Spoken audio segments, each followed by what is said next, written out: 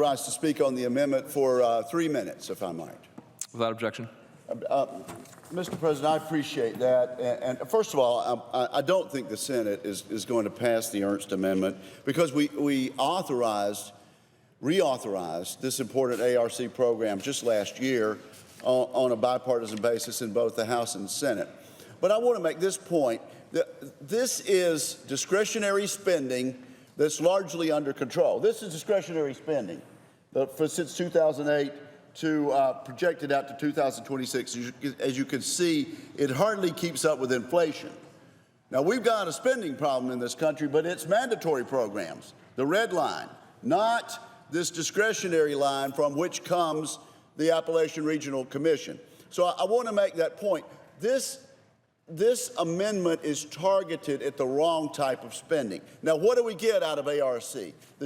My friend from Maryland is exactly right.